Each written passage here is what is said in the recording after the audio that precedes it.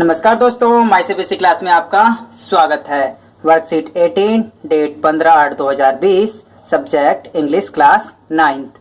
ठीक है, आज की वीडियो काफ़ी अच्छी होगी क्योंकि मैं इसमें आपको नरेशन के बारे में थोड़ा सा एक्स्ट्रा बताऊंगा। ये वीडियो दो हिस्से में बटे होगी। पहले मैं आपको वर्कशीट जल्दी से सॉल्व करा दूंगा, उसके बाद मैं अपनी नोट्स आपको दिखाऊंगा नरेशन की। ठीक है ये ठीक है, नरेशन की नोट जो मैंने कर रखी है। ठीक है, जितना जैसे मैं कहता हूँ कि नरेशन काफ़ी थोड़ा सा लंबा चैप्टर है। ठीक है, नरेशन ठीक है, कुछ चेंज करने वाले first person, second person, third person कुछ इसमें है। मैं आपको अपनी नोट्स दिखाऊंगा कि इसमें बदलते कैसे हैं। ठीक है, उतना मुश्किल नहीं है ये। ठीक है, इसे बस प्रेजेंट काफ़ी अच्छे से करना पड़ता है। ठीक है, सेड टू सेड टू। ठीक है, ये आपको मैं बताऊंगा टोल्ड में कब चेंज करते हैं, सेज में कब चेंज करते हैं। ठीक है, नरेशन के हिसाब से, टेंस के हिसाब से, प्रेजेंट इंडेफिनिट तो पास्ट इंडेफिनिट, प्रेजेंट कंटिन्यूअस तो पास्ट कंटिन्यूअस, प्रेजेंट परफेक्ट तो पास्ट परफेक्ट। ठीक है, तो चलिए पहले से हम जल्दी से अपनी वर्कशीट कंप्लीट कर लेते हैं। और ये वर्कशीट देखिए, ये डायरेक्ट इनडायरेक्ट जो ये नरेशन का रिपोर्टेड स्पीच है ना, काफ़ी इतनी जल्दी इन्होंने आगे का दे दिया कि इसे समझाना थोड़ा सा मुश्किल हो रहा है। अगर इसे मैं समझाऊंगा तो जो पुरानी चीज़ें हैं वही बच्चों को ढंग से पहले अंडरस्टैंड करानी होती है। अब वो आपने करवानी नहीं दी और फटाक से इस टॉपिक पे आ गए। तो चलिए फिर भी हमें तो सॉल्व तो करना ही पड़ेगा, लेकिन आप लोग इसे करने में थोड़ा सा आपको मुश्किल या परेशानी आ सकती है क्योंकि कुछ इसमें इसकी प्रैक्टिस ही नहीं हो पाई है। तो चलिए जल्दी से पहले इसमें सॉल्व कर लेते हैं हम अपने आप से। तो इसको बताते हैं। तो पहला देखो, पहले सेड या सेड टू करके आ रहा था, बस इसमें आया है। इसी चीज को आपको समझना पड़ेगा। Now try to yourself to change the following requested in reported speech. Reported speech मतलब जो कॉमा कॉमा के बाद दिया होता है। तो चलिए स्टार्ट करते हैं। Please active the internet. तो प्लीज का मतलब होता है हमेशा आपका रिक्वेस्ट करता है। तो रिक्वेस्ट किसने की है? किसी ने की होगी। Please request the active the internet connection. तो यहाँ पे you are requested to the active the internet connection. याद रखना रिक्वायरमेंट डायरेक्ट थोड़ा समझा रहा हूँ क्योंकि मुझे पीछे का एक्सप्लेनेशन करना है। जब आपको बेसिक क्लियर नहीं होगा तो आप ये इसे थोड़ा सा समझना मुश्किल होगा। मैं ये नहीं कर रहा हर एक बच्चे के लिए, लेकिन मैं बेसिक बच्चे की बात कर रहा हूँ। ठीक है, तो अगला है I said politely comma in comma call instead of messaging. तो यहाँ आपको दिखाऊं तो इसका होगा दूसरा आई सेड, यहाँ पे टी नहीं है, politely. I said politely comma in comma call the instead of messaging.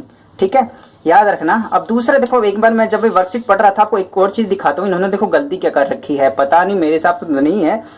अब मेरे हिसाब से तो गलती है। इन्होंने क्या करा, प्लीज़, जब भी प्लीज़ होता है तो आस्क्ड नहीं आता। जब भी प्लीज़ होता है आस्क्ड नहीं आता, हमेशा यहाँ पे रिक्वेस्टेड होता है। ठीक है, इनका एग्जाम्पल ही गलत है। ठीक है, कोई बात नहीं, हम आगे सॉल्व करते हैं।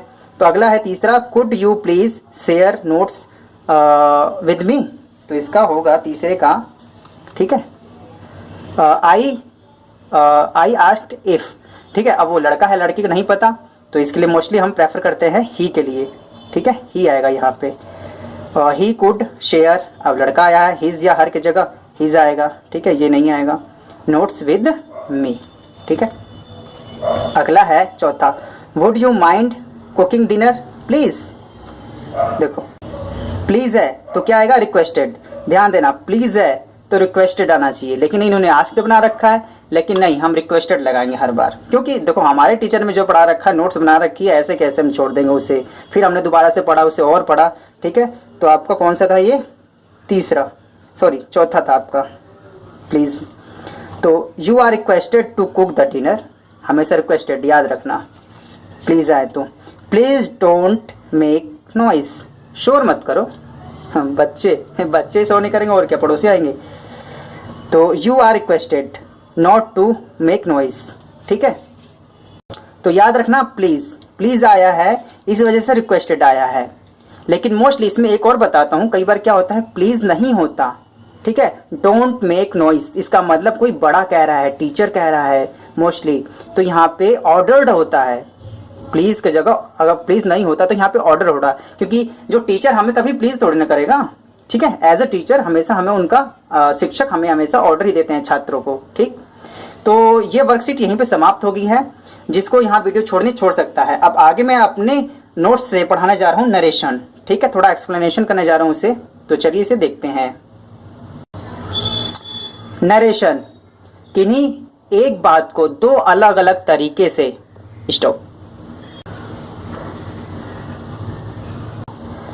तरीके से कहना या कहा जाए तो उसे नरेशन कहा जाता है। नरेशन वर्ड टू नरेट से बना है, जिसका मतलब कहना या समझना होता है। नरेशन को टू नरेट या टू से भी कहते हैं। There are two types of narration, दो टाइप के हैं, डायरेक्ट और इनडायरेक्ट, जिसे हम डायरेक्ट और इनडायरेक्ट स्पीच भी कहते हैं। आगे है आपका डायरेक्ट स्पीच, स्पीकर की बातों को ऑडियंस स्पीकर के शब्दों में कहे या समझे तो उसे डायरेक्ट स्पीच कहते हैं। जैसे कि अगर prime minister, for example prime minister जैसे कह रहे हैं, ठीक है, आज रात 8 बजे नोटबंदी कर दी गई, ठीक है, तो सेम अगर आप भी ऐसा बोलते हैं कि आज रात 9 बजे से पुराने नोट चलन में नहीं रहेंगे, नोटबंदी हो गई, तो सेम है, तो आपने डायरेक्ट उसी शब्दों में कहा। अगर इसे अपने शब्दों में कहते हैं, स्पीकर की बातों को ऑडियंस अपने शब्दों में कहे तो या समझे तो उसे इनडायरेक्ट स्पीच कहते हैं। प्राइम मिनिस्टर ने कहा कि रात से नोट बंद हो जाए या नोटबंदी हो जाएगी, ठीक है, उसे अगर चेंज करके आप बोलते हो तो ऑडियंस अपने शब्दों में बोलती हो तो उसे इनडायरेक्ट स्पीच कहते हैं। अगर आप जस्ट उन्हीं के वर्ड इस्तेमाल करते हैं तो उसे डायरेक्ट स्पीच कहते हैं। होप है आपको ये चीज़ें समझ में आ रही होंगी। ठीक, अगला है आपका आगे, ठीक है, ठीक, डायरेक्ट स्पीच। डायरेक्ट स्पीच में दो हिस्से होते हैं, ठीक है, एक पहला हिस्सा सेंटेंस 1, सेंटेंस 2, ये बीच में कॉमा लगा होता है। दूसरा जो सेंटेंस होता है कॉमा इन्वर्टेड कॉमा में बंद होता है। पहला सेंटेंस कॉमे के बाद होता है और दूसरा सेंटेंस इन्वर्टेड कॉमा के अंदर होता है।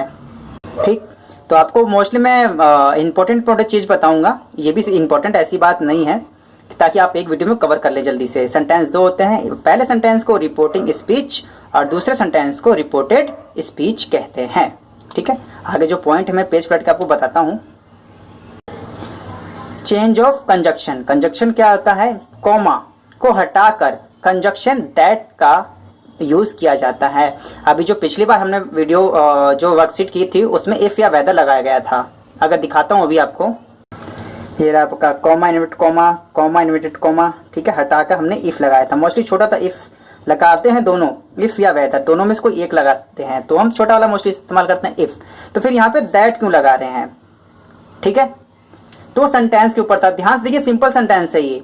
अभी इससे पहले आपने हिंदी वाली जो वर्कशीट की थी पिछले दिन 14 अगस्त को, पहला जो आपका था विधानवाचक या सरल वाक्य, ठीक है, सिंपल सेंटेंस, जैसे you are going, you are not going, ठीक है, नेगेटिव भी आ जाएगा इसमें, लेकिन क्वेश्चन प्रश्नवाचक नहीं है। और इसमें आप देखेंगे तो ये प्रश्नवाचक थे, लास्ट में question mark question mark question mark question mark, ठीक है, और इस सब में फुल स्टॉप, ठीक है, फुल स्टॉप, ये सब मिलेगा आपको। ठीक है, तो जब भी क्वेश्चन मार्क आए तो आपको इफ या वेदर लगाना है। ठीक है, अगर आपको फुल स्टॉप आए तो आपको कॉमा हटा के दैट लगाना है। और इस वाले में दोनों था, अगर WH फैमिली वाला आ गया तो क्या करेंगे, WH फैमिली वाला आ गया तो इफ या वेदर के को हटा के, मतलब इफ या वेदर भी नहीं हटाएंगे। अगर WH फैमिली वाला वर्ड आ गया, इसका आंसर एक बार आपको दिखाता हूँ। तो ये आपको कौन सा था, सी, तो सी दिखाता हूँ आपके, कॉमा इन्वर्टेड कॉमा के बाद वेयर है, तो सी है आपका कहाँ पे, सी, ठीक है, कॉमा फादर के बाद था, कॉमा इन्वर्टेड कॉमा हटा के वेयर, वेयर का वेयर आ गया, क्यों, जो WH फैमिली है कॉमा इन्वर्टेड कॉमा हटाने के बाद वही आती है, क्वेश्चन मार्क सेंटेंस रहेगा फिर भी, तो ठीक है, तो ये ज़्यादा मुश्किल नहीं है, बस स्लोली से थोड़ा सा सीखने की कोशिश करते हैं। तो सबसे पहले डैट, देखो मैंने आगे का सेंटेंस लिखा ही नहीं है, समझाया ही इसी प्रकार से जाता है ताकि बच्चों को पॉइंट टू पॉइंट चीज़ें समझ में आए। ओके, यहाँ देखिए, फिर दूसरे वाले में कॉमा इन्वर्टेड कॉमा हटा के दैट, कॉमा इन्वर्टेड कॉमा हटा के दैट, कॉमा इन्वर्टेड कॉमा हटा के दैट, ठीक है। यहीं पे अगर आपका दूसरा कॉमा हटा के जो आपका इफ या वेदर लग रहा था, WH फैमिली है तो WH फैमिली जो का त्यों लिख देंगे। उम्मीद है ये पॉइंट तो आपको समझ में आया होगा। अगले पेज पे चलते हैं, ये आपका नेक्स्ट रूल है, कॉमा इन्वर्टेड कॉमा हटाने के बाद, अब आगे हम कॉमा इन्वर्टेड कॉमा हटाने के बाद first person, second person, third person, first person subject अनुसार, सेकंड पर्सन ऑब्जेक्ट अनुसार, third person no change. First person person में आता है आई और वी। चलिए इतना दिमाग मत लगाइए, ठीक है, क्योंकि ज़्यादा फिर वीडियो लंबी हो जाएगी और आपको इंटरेस्टेड भी नहीं लगेगी, समझ में नहीं आएगा। तो आप ये समझ लीजिए, अगर कॉमा इन्वर्टेड कॉमा हटाने के बाद यू आया तो यू को हमेशा अगर यहाँ इसके अनुसार चेंज करेंगे, मी का आई होता है तो आई आ जाएगा, ठीक, मी का सब्जेक्ट आई होता है यू हमेशा, और वी है तो सब्जेक्ट दे, और दे का दे आ जाएगा। और यहाँ पे आई क्यों आया, क्योंकि मी का हमेशा आई, सब्जेक्ट कोई मी से तो स्टार्ट करेगा नहीं, तो मी का आई होता है। उम्मीद है ये भी चीज़ आपको समझ में आई होंगी। एक इंपॉर्टेंट चीज़ पेज पलट के आपको दोबारा बताता हूँ, नहीं एक और छूट गया यहाँ पे। अब देख, अगर किसी का नाम आ गया, ठीक है, देखिए नोट्स है तो लिखे रहते हो, याद आ जाता है। अगर किसी का नाम है तो भाई आप क्या करेंगे, तो यहाँ राम जो है मेल है तो इसी वजह से इसका ही आ जाएगा, ठीक। नेक्स्ट मोस्ट इंपॉर्टेंट चीज अब आ रही है। देखिए मैंने आपको कहा था ना, बस टेंस याद रखिएगा, प्रेजेंट इंडेफिनिट को पास्ट इंडेफिनिट में, ठीक है, मतलब कॉमा इन्वर्टेड कॉमा जो होगा आपका कॉमा इन्वर्टेड कॉमा के अंदर प्रेजेंट इंडेफिनिट में होगा, तो कॉमा इन्वर्टेड कॉमा के अंदर वाले को कॉमा इन्वर्टेड कॉमा हटा के पास्ट इंडेफिनिट में बदल देंगे, ठीक है। समझ में आ रहा है, मैं दोबारा समझाने की कोशिश करता हूँ, ठीक है। जैसे एग्जाम्पल पे आ जाओ, पहले ये बात एक बार ध्यान से देख लिए, प्रेजेंट कॉन्टिन्यूअस है तो पास्ट कॉन्टिन्यूअस में, प्रेजेंट परफेक्ट है तो पास्ट परफेक्ट में, प्रेजेंट परफेक्ट कॉन्टिन्यूअस है तो पास्ट परफेक्ट कॉन्टिन्यूअस में। अब ध्यान देखिए नेक्स्ट, अब पास्ट परफेक्ट आ गया तो पास्ट परफेक्ट में ही रहेगा, पास्ट कॉन्टिन्यूअस तो पास्ट परफेक्ट कॉन्टिन्यूअस में, ठीक है, पास्ट परफेक्ट तो नो चेंज। इसे याद कैसे करेंगे, याद बस आप ये वाला याद रखिए, इंडेफिनिट इंडेफिनिट प्रेजेंट का पास्ट, कॉन्टिन्यूअस कॉन्टिन्यूअस प्रेजेंट का पास्ट, परफेक्ट परफेक्ट प्रेजेंट का पास्ट, परफेक्ट कंटिन्यूअस प्रेजेंट का पास्ट। अब यहाँ पे बस ये याद कर दीजिए, हैड वाला जो टेंस, ठीक है, कभी भी चेंज नहीं होता। अब हैड देखो जिस में आएगा वो कभी भी चेंज नहीं करेंगे। तो चलिए आपको समझा देते हैं, इसको बता क्या रहे थे हम, ठीक है। ये रहा आपका, ठीक, राम सैड, ठीक है, सैड टू, ठीक है, याद रखना। अब इसमें अब सेट टू पे आप टेंस समझा रहे हैं तो इस वाले के ऊपर ध्यान ना दे, बस यहाँ comma invert comma comma invert comma हटा के आपका दैट हर जगह आया है तो ज़्यादा अच्छी बात है। आई का हमने बताया था, ठीक है, ऑलवेज स्टडी एट नाइट, ठीक है। अब ये देखिए ये आपका प्रेजेंट इंडेफिनिट है तो इसका पास्ट इंडेफिनिट स्टडीज। आपका अगला है आपका we are winning the match, are present continuous तो इसका पास्ट वर विनिंग, पास्ट में वर हो जाएगा, present continuous past continuous. Had आपने बताया हैड का no change, had no change, had का हैड, ठीक है, ये याद रखना। अगला टेंस चेंज करना समझा रहा हूँ, याद रखना। इसमें और भी चीजें समझाते हैं क्योंकि पॉइंट टू पॉइंट सीढ़ी तो सीढ़ी जैसे हम चढ़ते हैं तो आपकी बार बस आपको टेंस चेंज करना इसमें समझा रहा हूँ मैं।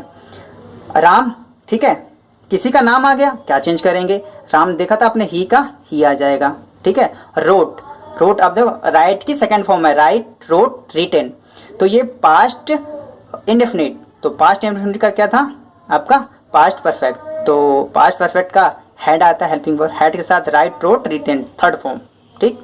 आई हैव तो देखो हैव का क्या था हैड बन जाएगा, past perfect sorry present perfect का पास्ट परफेक्ट, ठीक है। आई गो, ठीक है, देखो प्रेजेंट इंडेफिनिट आई गो मैं जाता हूं तो इसका हो जाएगा गो का प्रेजेंट सेकंड फॉर्म लगाएंगे ही वेंट, ठीक है। लेकिन याद रखना आप कहोगे नीचे गोज क्यों लगा रखा है, तो अभी से नहीं मैं समझाना चाहता, ठीक, तो नहीं तो फिर मिक्स हो जाएगा आपका। तो आगे है, ठीक है, अब आगे बस आप इसी चीज को ध्यान रखिएगा, ठीक है। आगे मैं और भी अगर इसमें आएगा तो मैं आपको और समझाता रहूँगा, बस इसी टेंस को ध्यान रखिएगा। और जितने भी मैंने इसमें आपको नोट्स में पॉइंट आउट करके दिखाए हैं उसे आप पॉइंट आउट करिए, ठीक है, उसे आप रिवीजन करिए दोबारा से, आपके नरेशन काफ़ी अच्छे हो जाएंगे, ठीक है। छोड़ के क्वेश्चन तो पक्का नहीं आएंगे आप, ठीक, बहुत अच्छी बात है। और कई बच्चों कह रहे थे सर जी वीडियो बड़ी बनाइए, हमें कोई दिक्कत नहीं, हमें समझना है। तो उन प्यारे बच्चों के लिए फिर मैंने सोचा जब इतना रिक्वेस्ट कर रहे हैं तो थोड़ी बड़ी बना देते हैं, थोड़ा अपने नोट्स के साथ उसे एक्सप्लेनेशन भी कर देता हूँ। तो माई से बेसिक क्लास के इस वीडियो को देखने के लिए धन्यवाद।